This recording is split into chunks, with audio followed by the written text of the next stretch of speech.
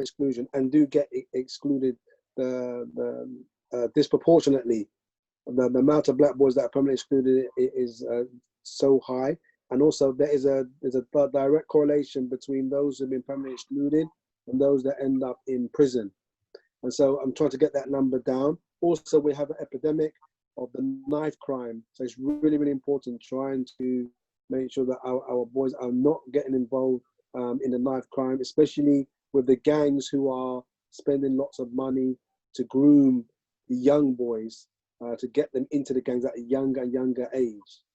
And there's kind of lots of work to do, and because the government, of course, has closed down lots of youth centres, and so now the youth have got nowhere to go, so they hang out on the streets. So I do a lot of mentoring with the young boys and also with parents, trying to advise parents on the best way to keep their young people safe. Now, the first question is, what is wrong with young black boys born in Britain or growing up in Britain, especially in the inner cities and particularly in London? What is wrong with them? What's wrong? Okay, to be honest with you, I think we have to start off with the racism that they're facing inside the structural, the white supremacy and the structural racism that is inside the education system. And one of the things is that they do not learn about themselves. So as young black boys growing up, they don't learn about their own history. So, you know, their self-esteem is not being, you know, like raised. Okay? And also as well, we do have like, you know, like a systemic racism where some teachers have low expectations of some of the black boys as well. So these together cause a real issue. And also because of the lack of understanding and history about who they are, they look for role models in the wrong place. So their role models end up to be people that are making lots of money, even if it's through criminal means. So they start looking up to, you know, like a lot of these rappers. And unfortunately, you know, the majority of the rappers are portraying a lifestyle which is detrimental, which is destructive, okay, for a young black boy to, you know, to be aspiring to. You know, so, and also the lack of role models. Also in our community, we do have a large percentage of like one-parent families, a lack of the male role model in the home. Also, again, when we look at the class issue, there's high levels of deprivation in a lot of the black homes, which finds that, you know, sometimes the homes that do have both parents, maybe they're both working, leaving lots of time for the children to be on their own, and this is where they can be, you know, like affected and led astray. So there's the issues against the young black boys is actually, there's many layers of it. So for example, when they go in front of a judge, they're 4 times more likely to go to prison than their white counterparts. When they're in the mental health institutes, they're 4 times more likely to be detained in the mental health and given higher levels of drugs than their white counterparts. So all of these issues together ends to a lot of issues for the young black boys. Now, a question for you, very important. You don't have to answer this, but it's a question I put to you. Do you think Britain is institutionally racist? Yes, 100%, yes. It's institutional racist. It's been institutional racist for a long time. Interesting enough, with the George Floyd, okay, what has happened is that it has just opened up an old wound. Because I was having a discussion with you know, one of my colleagues earlier on, and we were saying that what has happened is that a lot of the black people in the UK have got to a situation where they're just trying to get on with life, okay, even though it's stacked against them with institutional racism, okay, on many levels. Black people on a daily basis, they face microaggressions, you know, from their white counterparts, and they just get on with it, okay. But with the George Floyd incident, okay, it has brought up so much incidents, okay, of racism, and you know, Absolutely, 100%. We are facing this. We are facing this on a high level of institutional racism. Yes, and you know, there's a great book written by Afua Hirsch, British, which actually goes into depth about the institutional racism that is faced there. I'm you know, old enough to remember the Macpherson report, which is a report which came out because of the death of Stephen Lawrence. Yeah. And the way that, you know, the police did nothing. And interested enough, in 2020, there's a new case, which is of a young Somali girl, Abdi Shukri. And exactly the same thing happened. You know, she a group of children, they're all young, they're all children, and they, you know, they took her to like a canal, and they made her go into the water, and you know, she couldn't swim, and she drowned. And you know, the main culprit was laughing at her, and she drowned. She died, and to this day, no one has been charged with the death of Shukri. And again, the police have been dragging their feet. So there was, you know, just about 2 weeks ago, there was a massive march in London, and it's exactly the same thing. And so the institutional racism will show you in these two cases is that our lives are not the same as a white life to them. When a white person dies, the way that the government works to try to bring people to justice, to deal with the people that did this, to find them, is totally different when it's a black person. Yeah, just a minute. I would like to use this opportunity to introduce Nana. I think Nana, you've just joined us. Could you please say hello quickly? Hello, Nana. While we are waiting for Nana, let's continue with our conversation. Now, you spoke about the Macpherson report. That is Lord Macpherson report. I've read that report. And there's a very interesting book that followed that report. I don't know whether you have read that book. It's called The Color of Justice. Very, very nice book that I recommend people to go and read. It gives you an insight of what happened during Stephen Lawrence's death and the investigation and the court proceedings. It's called The Color of Justice. Now, since the Lord Macpherson report, don't you think Britain has moved on? Because look what at the Parliament now, in the House of Commons, in the House of Lords, we have got people of color. Don't you think things have changed a little bit? Unfortunately, no, because racism is always used. For example, in politics, whenever politicians want to get into Parliament, right? They use racist terms. They try to scapegoat us. The problem with this country is all of these foreigners coming over. Every time there's elections, they bring the same arguments, the same idea with Brexit. Because of Brexit, racist attacks went up about 100%, and it's because of, you know, the language that the politicians were using, and they don't feel bad about the language that they use. Okay, and so this always happens. Okay, the politician they say racist things, and even right now we know in the UK there's a massive problem with the far right. The far right is growing at a high number, and the government still is not putting. When it talks about like extremism, they focus on like a Muslim community, right? But to be honest, there is a more dangerous movement in Britain today, which is the far right movement, and it's growing, and it's poor white males who are the main culprits, and this is really not spoken about a lot. Okay, so racism, no, it hasn't gone. We haven't moved on, because even if we look at Meghan Markle, yeah, who was married to Harry, all of the negative issues that she got from the press, all of the hatred, it was down to racism, and it's only now that it's been brought back up with George Floyd, okay, that we're seeing that actually, yes, you can see it was clear racism. So we haven't moved on at all. You spoke about Harry and Meghan Markle. What happened? What happened to Harry and Meghan Markle? The press was treating Meghan Markle in a terrible way. Anything that she did, they were just ridiculing her. Okay, it was dragging her through the press in a negative way. And when her sister-in-law did the same thing, they treated her, who's white, they treated her very differently.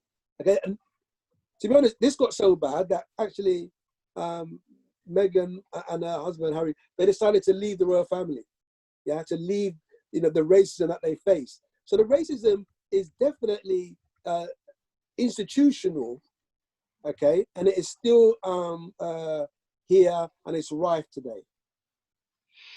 Okay, now let's go again on the issue of young boys being institutionalized. What do you think should be done to address this problem? Well, I think that in the future, it would be good if we had more black schools. If we got to a stage where we had black schools and we had black teachers, and we could actually deal with them in that way, okay? But that is not going to happen like straight away, right? But what is happening right now on the ground, there are like a lot of like supplementary schools. I think we need to like kind of increase the level of supplementary schools. Yeah, so like on Saturday or Sunday, where we can have them, we can teach them, let them learn about themselves, and also as well the mentoring, increase in the mentoring.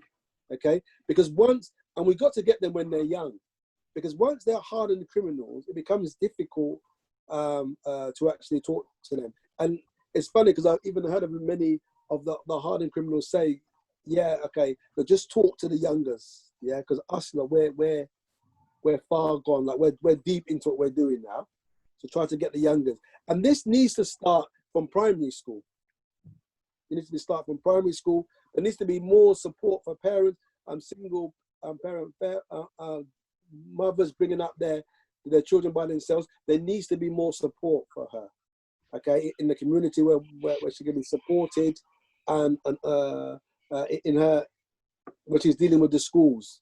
Because what I find is that sometimes our people do not know how to deal with the school system, and so the school can just take their children and destroy them because they haven't got the knowledge of how the system works. Now, what's your view about the role of a man in a family? Because it looks like most of these these black families, and who have got young men, young boys and girls, they are growing up without a father. Do you think growing up without a father, a role model as a father, do you think that has got an impact? Absolutely, 100%, 100%. We need, okay. There's something called black culture, which is actually nothing to do with us, okay?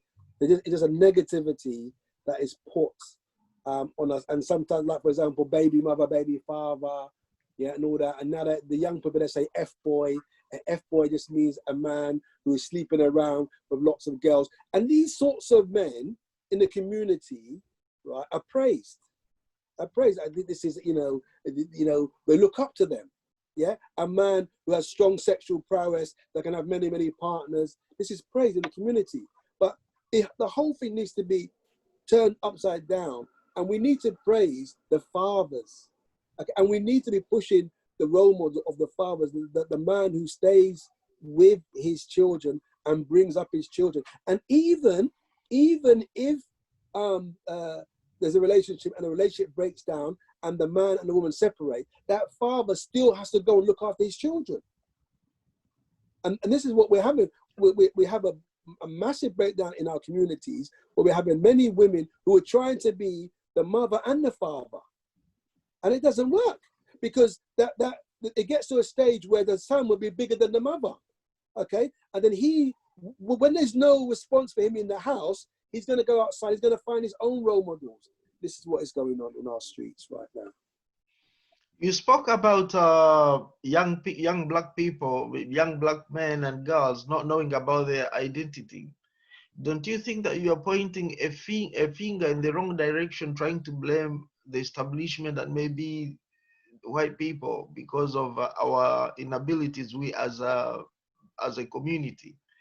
For example, what I got from your conversation is that you want to see a college coming up talking about the Shaka Zulu, you're thinking about the Ashanti kingdom, the Buganda kingdom, the Yoruba culture, and all that. Do you think is that the way forward that you are trying to say? Yeah, absolutely, absolutely. Do you know? Okay, right now in education, right now, every single school, right, has to go back to their curriculum now, and they have to ask the question, right, is our curriculum fit for purpose? This is what every school is doing right now. Is our curriculum, even me as a teacher in my school, we're doing it now as well, okay? Is our curriculum fit for purpose? So if your school, right, if your school is 95% people of color, as they say, BAME, I don't even really like the term BAME, but anyway, that's another story. But ethnic minorities, the Black and Asian, okay? And then your curriculum doesn't reflect them at all, okay? You're letting down a whole group of students, because they need to be able to see themselves. So for example, if you're teaching English, okay, there's so many brilliant Black authors now, you can choose from them, okay? So when the children are reading, okay, they can see themselves, they can be proud of themselves. And also as well, the reason why I'm saying our history, right, as African people, it's not just our history, it is everybody's history. All it is that the Europeans, what they've done, okay, they're only teaching us their history, and they want to start our history from slavery, as if that we wasn't doing nothing before slavery, when we had great kingdoms before slavery. We had great civilizations before slavery. And slavery is something that came to interrupt our history. Our history didn't start with slavery. Yeah? And even, to be honest with you, even some Africans are guilty of this themselves, not teaching their young children, okay, their own history. Okay, one of the greatest leaders that we've had is Nkrumah. And Nkrumah, a lot of Africans, even they don't even know what he was really about, what he was trying to do with this Pan-African movement. And still to this day, we're not moving in a unified way, moving like what Garvey was trying to do, was trying to unify us. Because what he was trying to explain is that the problem for the Black man or the Black boy in London is the same as the Black man in Africa.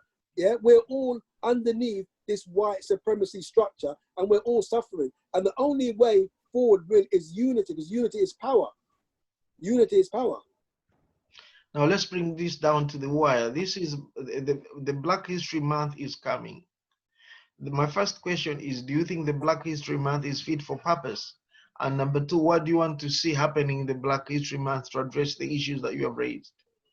Black History Month, okay, is okay, right? But what we're dealing with, okay, it's not for 1 month. It's for 12 months. This is what we're dealing with. It's not a 1 month thing. And even the Black History Month right now, no, it's not fit for purpose. No, it's not.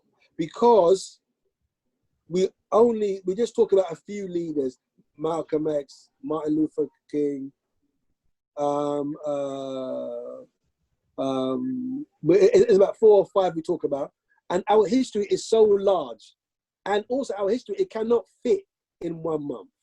So the Black History Month, even though it's a start, because even I do a lot in that month, it has to be for a whole year. We need to empower our young people. We need to empower them in a way where what they think is really cool right now. We're really focused on, Black people are focused on where they can see us achieving. So if you're a British Black, if you look at the TV, you'll see in football, we are achieving. You'll see us everywhere in football. In athletics, you will see us achieving everywhere in athletics. If you look at in football, in sports, in music, you will see us achieving. So these are the areas that a lot of the young people are going towards. But we need them to be focusing on becoming entrepreneurs. Yeah, we need more Black businessmen, Black businesswomen, because they've got the ideas, but they need the support. And we need Black leaders who are wealthy, who have that money. They need to come down. They need to support all of the grassroots organizations, those who are coming through, because it's all about each one, teach one. We need to support. And a problem in the Black identity and the black culture, what happens a lot is when we have individuals who, when they become extremely wealthy, they kind of shut the door and say, I'm okay, Jack, I'm okay, right? And forget about those coming through. But no, we need to be, helping others. Even a great role model now, a musician that I'm really proud of at the moment is Stormzy. I'm very proud of what Stormzy's doing because, okay, some of his songs, but actually he's got some intellectual lyrics, political lyrics, where he's critiquing the government. He's sending young black boys and girls to the top universities. He's supporting them. He has his own a book company.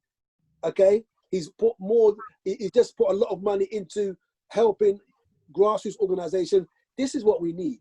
We need more role models like that.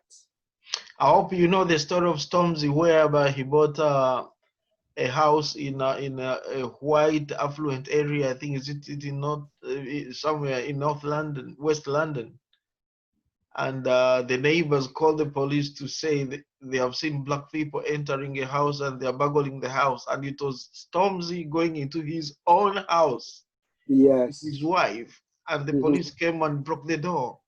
Yeah. And he had to prove himself that he's the owner of the house. You must have read about that story. Yes, yes. Now, coming back again to what we have just discussed, I wanted to bring in the issue of what do you want to see happening, to see the things happening, changing the ones that you have put forth?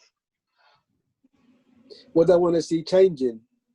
I want to see us as a black community really talking about supporting our youth in all levels.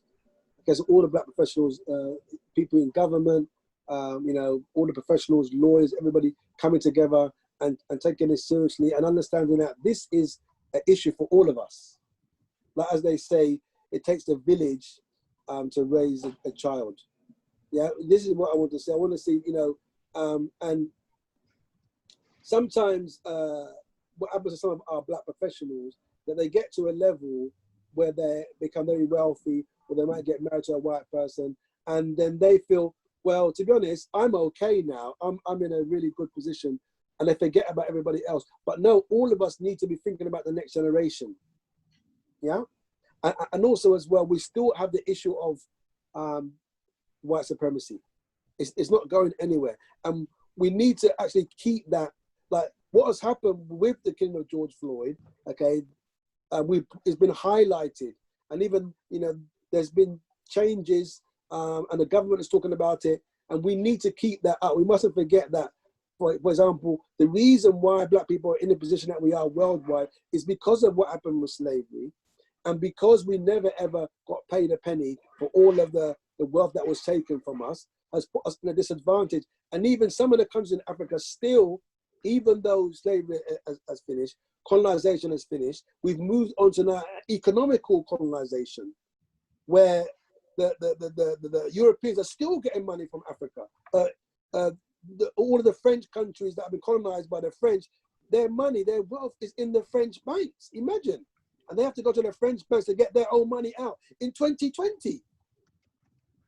So you can see we're still, and then we get some ignorant leaders who think that it's okay for them to go and buy mansions in England, yeah, while their people are starving. So you can see as a nation around the world, there's lots of work that needs to be done. Now, I want to use this opportunity again to recognize the presence of Nana Ajiman. Nana Ajiman, are you in? Are you with us? I'm here. Can you hear me? I can hear you, but I can't see you. Can you activate your video? Yeah, I can see Nana. You can see me, yeah? Okay, yeah. I can see you now. I can see you. Oh, you can see me now. Okay. Oh, that's great. Now, stay with us. We are almost done with Brother Rakin. Brother Rakin, we spoke about revolving doors. Revolving doors, whereby young people are put into correction facilities, like Feltham. Instead of coming out nice people, they come out more aggressive and more violent than they went in. and they go back to prison. So it's a revolving doors of criminality. What role do you think these correction facilities play in making it hard for a young black man to come out of prison and become a good citizen? Well, you know, unfortunately, as you said correctly, when they're going into the prison, they're coming out as hardened criminals. Even if they weren't hardened criminals when they went in, by the time they come out, they would meet hardened criminals inside. They would get contacts inside. Yeah, it's like they go to the University of Criminality. They say to you, "What happened to you?" So, I did this and that. Oh, why did you do that? You should have just did this, that, and talk to my man. You'll be okay. Here's some connection. So that they come in one way. By the time they've left, they got connections all over England. Yeah. Okay. When you come out, yeah, just call me and we can. Yeah. This is a problem that we have in the prison system. Also, the prison system. What we need to see is more education for them. Give them a chance. Those who really want to do better, to get education for themselves. Give them skills. They need skills. Okay. But by the time they've reached the prison, it's quite a detrimental part of their life. Some will change, but the majority will find it easier to carry on down that line. Okay. And as you know as well, on the streets, on road, in the ghettos, the problem that we have in prisons as well is that when you go to prison, you come out, it's like it's a badge of honor for you. It's like, you know, and then the music doesn't help. They're saying, oh, free this one, free that one. These are all criminals, you know, free this one, free that one. And so when they come out of prison, it's like they've got like a big badge here now. Yes, but thing is landed. Look, you know, let's celebrate. It's totally wrong, and this is what is going on. You know, so really, what I'm saying is that we need to try to catch these young people before they even get to that stage, before they go into prison. In school system, and in the school system, we even need to go to primary school. I'm saying to you, because in secondary, when they're getting close to permanent exclusion, it starts. Yeah, the prison, school to prison pipeline. Yeah, and we're facing a lot of racism.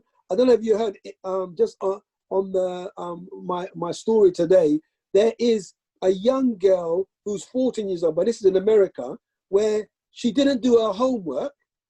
And they've locked her up in a prison thing for not doing her homework. Okay, so this is kind of the things that's against us. Okay, as I said to you, you're 4 times more likely to go to prison if you're a black person and you end up in front of a judge. You're 4 times more likely to go to prison if you're a black person. So for us, we need to work on the young people before they get there. Yeah, tell me one thing. I read somewhere, but not in the UK, in the United States of America, that the whole criminal justice system is business. Yes. I don't understand how it is business. Yeah. If you know anything. Yeah, it's business because a lot of the prisons, they're private prisons. Yeah, they're private prisons, and so if you open up a private prison, then definitely you're going to need clients, and your clients are prisoners. So you're going to need prisoners to be able to fill out your prisons. That's one thing. Also, many companies have been caught out because they are using prison labor, okay, to create their products. So many companies have been caught out because they like the idea, because if someone's in prison, for them to work for an hour, maybe you're going to pay them something so tiny, I don't know, you know, £1.50p, because they're in prison, and the prisoners will be happy to do that because at least, you know, they're doing something. So it turns into like a slave labor. We've got that going on in the prison system in America.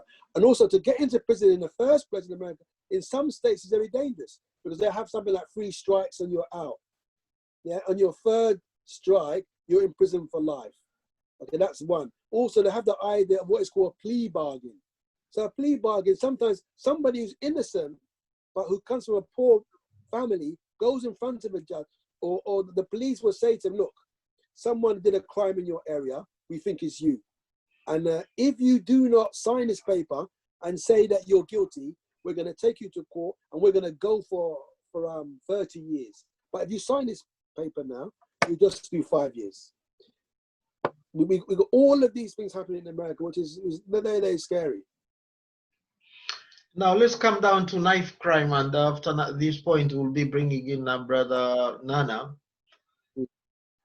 We spoke about knife crime. Is rife in the country. It's come down now. But what is important and distinct in the knife crime saga is that 99% of the victims are black. Why is it black? Is it not black to black crime? Okay, first of all, it's not 99% black. This is wrong figures, because if you go to Scotland, they're white. If you go to Glasgow, okay, the knife crime is done by white people. Okay, if you go to Bradford, yeah, the people that are doing knife crime, they're actually Asians. Okay, even though the biggest drug dealers of the heroin in this country is actually the Asians that are bringing it in. When you go to Bradford, you will see 17-year-olds driving Bentleys. Okay, where you find this problem, okay, is in London, where you find some black people killing each other. Interesting enough, though, even the racism with that term, black on black, because the majority of people that stab each other are white.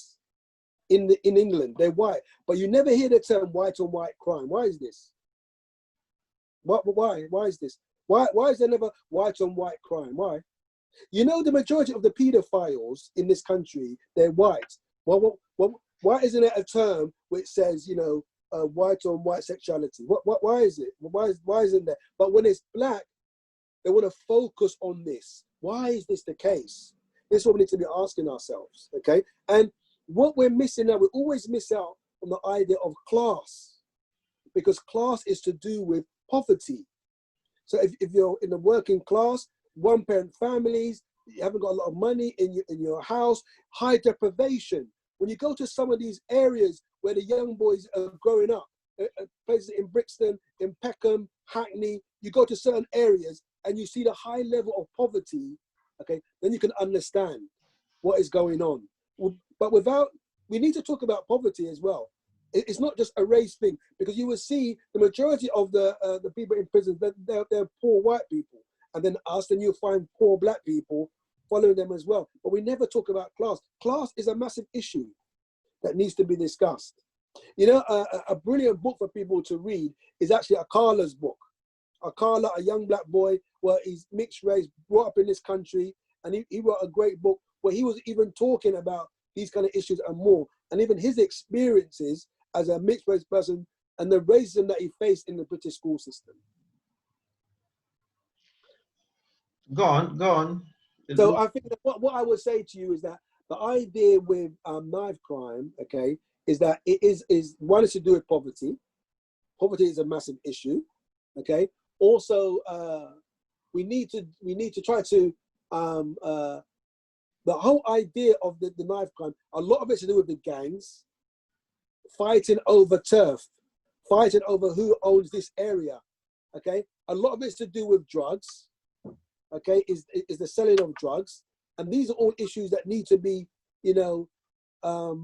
tackled as well. So, and it's much more to do with just, and then also on top of that, you have young black boys who are nothing to do with criminality, who are nothing to do with drug selling, and they're walking around with knives on them.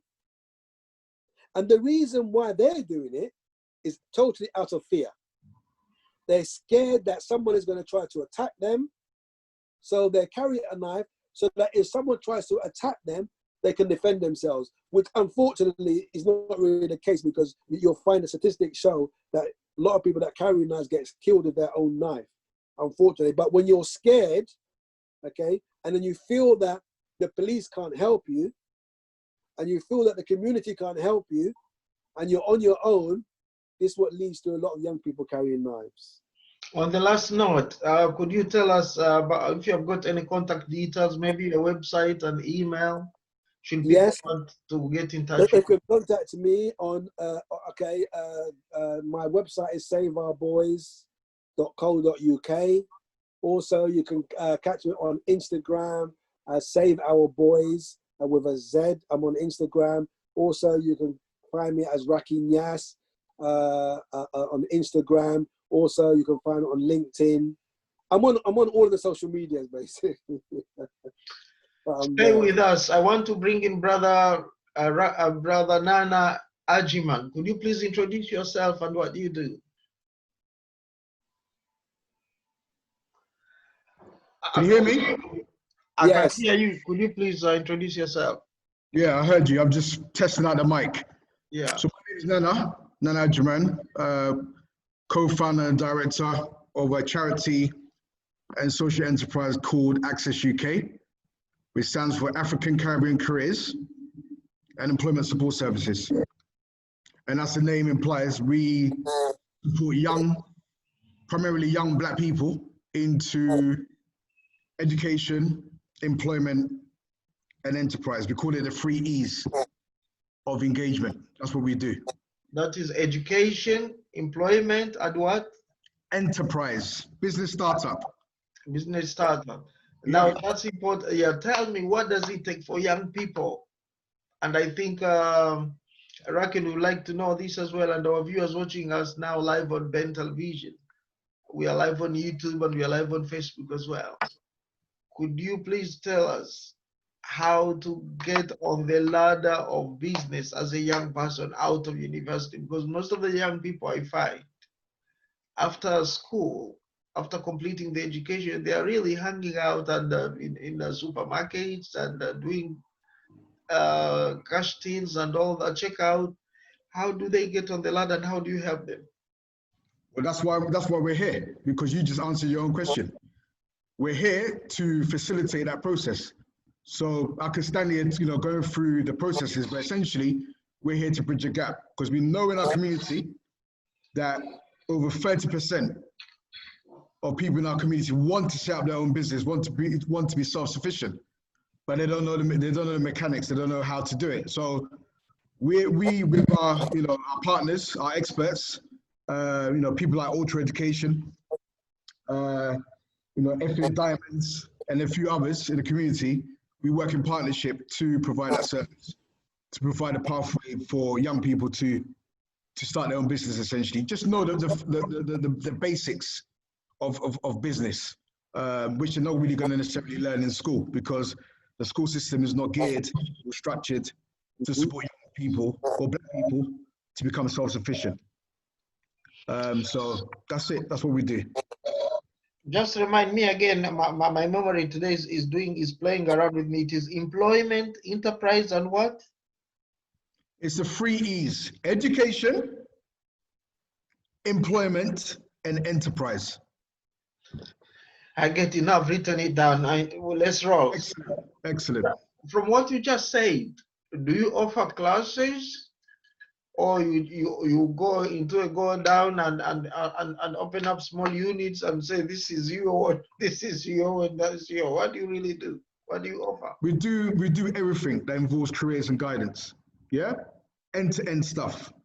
Because what we have to understand is that every young person is an individual. The reason why the system is failing, the mainstream system is failing, is that they put all our young people into one category. Yeah? It's a one-size-fits-all model of engagement. That's why it doesn't work for us, because we've got particular challenges within the system to overcome, which doesn't apply to anybody else. So in terms of engaging Access UK, it's all dependent on the person that's coming through the door.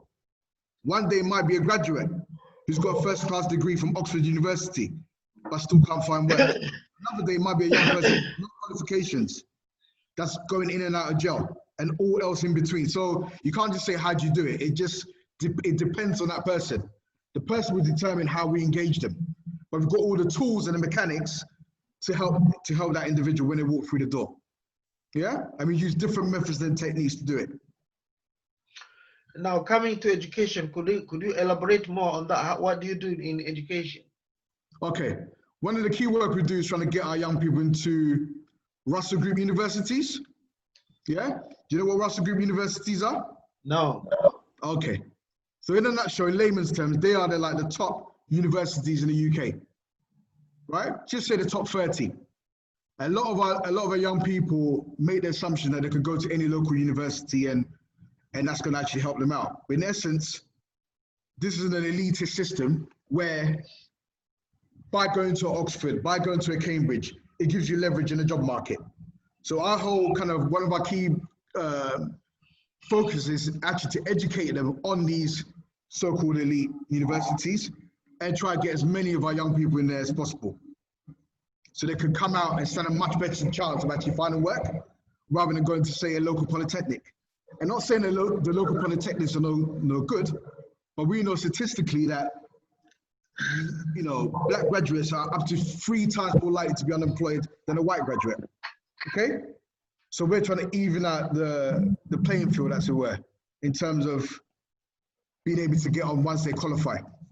So that's one thing. But just in general, it's just trying to improve outcomes for young black people in schools, early intervention in primary schools, etc., working with crews and all across the board. Now, let's go on that.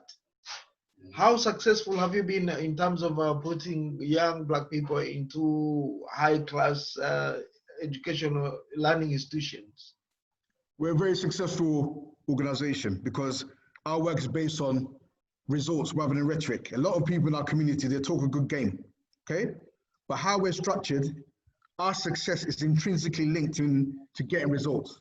So how we make our money in terms of as an organization is intrinsically linked to doing what we say.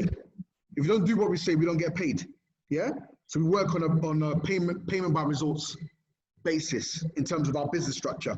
So that's essentially it. You know, we've got a conversion rate between 70 and 80%, which means that 8 out of 10 people that come into our organization, they will get an outcome, whether it be in education, whether it be in employment, or whether it be in enterprise, yeah? And that's how we make our money. That's how we make our money as an organization.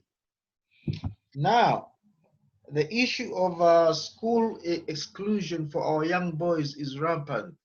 A young black boy is more likely to be excluded from school for whatever reasons. How do you deal with that? How do we deal with young boys being excluded? Yeah. Well, Rankin is giving you a lot of details about that in terms of how you do that. So I'm not going to regurgitate what he's just said, but there's a multitude of reasons as to why our young boys in particular are being excluded. And we could be here all day breaking it down, but essentially, they're entering an education system that's not structured to help them, essentially, yeah? It's not fit for purpose, okay? Me being in school learning about Henry VIII and these European kings and stuff like that doesn't serve me no purpose as a black person, okay? The education system is also structured, whether you're black, white, green, or yellow, for you to almost become subservient to the system. It doesn't give you the tools to go out there and actually stand on your own feet as a person, okay? So when we're talking about young black boys, the stereotyping and how they're perceived by the system, that's what fuels the disproportionate exclusions from school. That's the basis of it.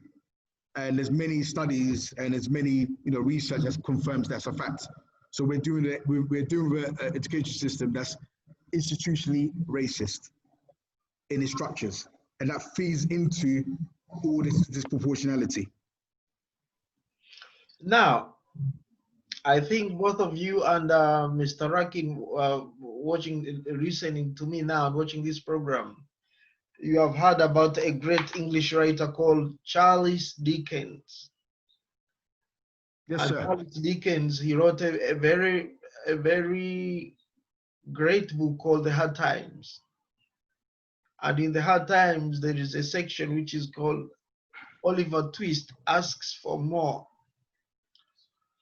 Don't you think that we are now the current Oliver Twist? We, the black people, we are asking for more than we deserve. We're asking for more than we deserve. What does that mean? What does that even mean? The argument would be like, we have already given you enough. Look here, you've got 1 or 2 MPs in parliament. You have got a news anchor on BBC who's reading the news who's black. You've got a black PCO or police officer going down the road. Don't you think that is enough for you? What you're asking for is more than what you deserve. You want I to don't, be I don't, I don't, I don't even know. I don't know where you're going from with that assumption. What you're talking about is tokenism. Okay, you're talking about tokenism. There's successful black people all across the world. For example, do you know who do you know who the wealthiest black person in the world is, sir? Do you know who that is? You don't. Okay, No. that's interesting. His name is Aliko Dangote, a Nigerian brother. Okay, philanthropist. I know him. I've met him. Oh, excellent. Well, he's apparently the richest black man in the world, Aliko. Okay. What I'm saying is that you can have 1,000 Aliko Dangotes. It's not going to change structural institutional racism. One person cannot insulate themselves, all black people, from racism. Okay. I'll give you an example. Oprah Winfrey. There's two prominent stories about Oprah Winfrey that emphasizes the point. One of them, she is in a shop. I don't know whether it's in New York or Paris, or it may have even been Switzerland, where she goes into a shop to purchase a bag. The lady, the shop assistant, says to Oprah, "You can't afford that bag, so don't worry about that bag." Okay? They see the color first before they see anything else. So she's making an assumption, because she's black, she can't afford it, even though Oprah Winfrey's a billionaire. Do you understand? So for you to say, oh, we got politicians, we got this, it doesn't mean anything. You judge the status of people by the ordinary person on the street, not by token MPs and this and that, even a black president. Black president is irrelevant. You judge them by me and you, ordinary people on the street. That's how you judge the levels of where we're at. And me, I'm not really into the whole thing of asking Europeans for anything anyway. Our whole ethos is about standing on our own feet. I'm a Garveyite, yeah? That's who I am. I follow the likes of Malcolm X and Nkrumah, their philosophies, which is all based on black people doing for self. It's got nothing to do with asking people for anything. The fundamentals of our work, even with Access UK, it's all to do with empowering our people to stand on their own feet. If you notice in this country, right? I don't know if you're aware, Asians contribute £290 billion into the UK economy every year. Our community contributes about 10 billion, right? They call it the black pound, but actually the black pound's only 10 billion, right? Normally they quote the whole 300 billion and kind of incorporate us into it. And people that are contributing 10 billion quid into the UK economy shouldn't be in the situation that we're in as a collective. But because we're disorganized, we lack leadership and we lack vision, and we're broken as a community, even amongst us so-called Africans. You get a man say, I'm from Uganda, another person say, I'm from Ghana, I'm from Nigeria. Even within ourselves as Africans, there's divisions, let alone looking at our brothers in the Caribbean and so forth.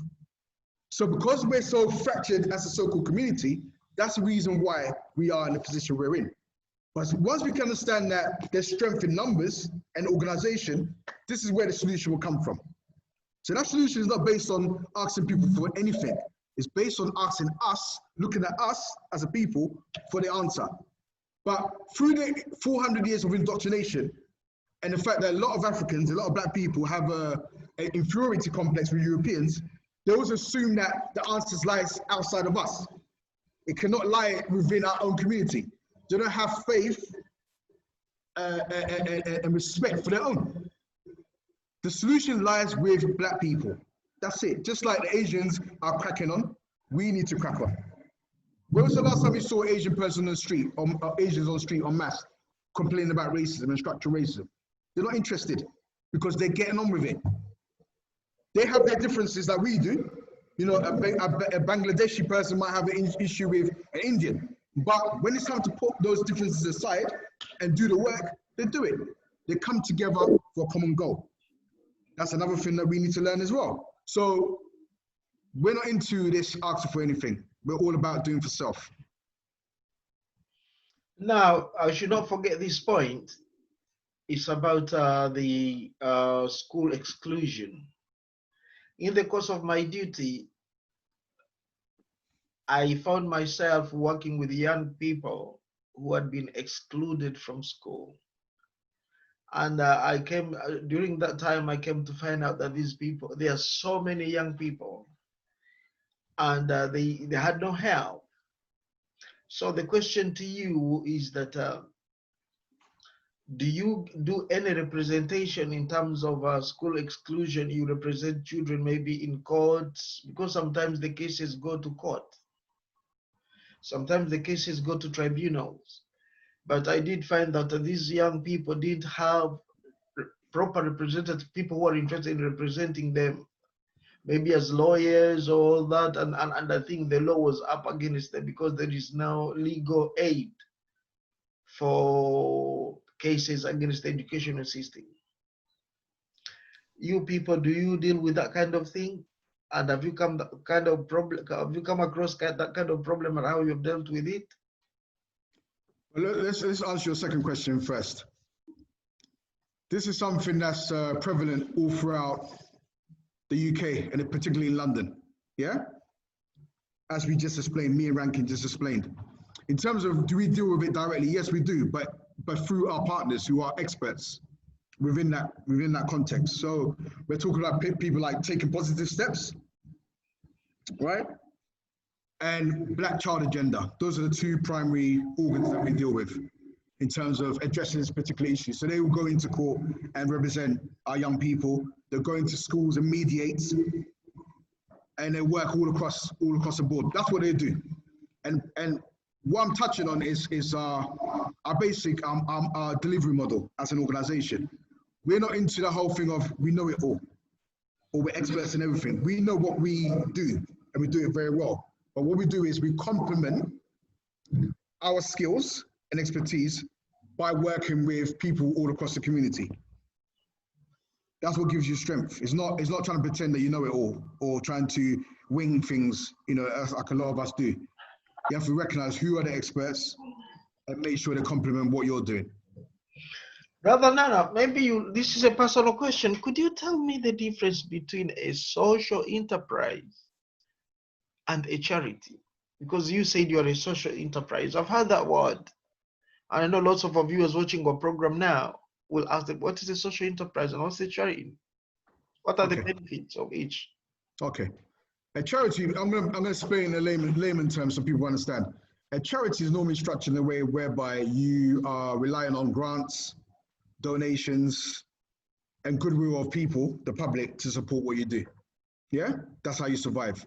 Yeah? Cool. The social enterprise, as the name infers or implies, is that you're providing a social good, but you're getting paid for it. So it's more of a commercial entity, but specifically looking at social issues, hence why it's called a social enterprise. That's the best way to explain it. So what we're doing is for a social good. We're not selling Gucci bags or, designers. We're focused on addressing social issues, but in a commercial way, whereby, for example, where we might be working with the job center, yeah? They refer their beneficiaries or clients to us. We help them into work and we get paid. Do you understand? That's the distinction. So it's a self-financing mechanism when you're a social enterprise, whereas a charity is dependent on, like I said, grants and donations. Now, Brother Nana, before we round up, could you please say how people can get in touch with you, like your contact details and where you are based? People are watching this program now. Excellent. Yeah. So we're all on Twitter, Instagram, Facebook, mainly. So on social media, we've got our YouTube channel. But yeah, just Access UK. Just punch in Access UK when all the handles, and you find us. Thank you very much. If there's anybody out there who is watching and listening, I think somebody did raise their hand, but you lowered your hand.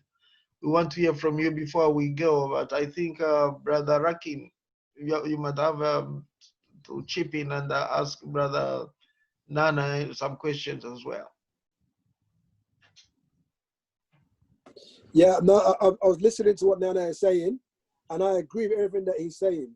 And to be honest, I know Nana anyway. I know Nana, and all of the I was glad when he mentioned the different organisations that we deal with as well, because there are some organisations that deal specifically with exclusions and stuff, and this is really important that as what we need to see is more of this, where we have different grassroots organizations working together more and passing things on.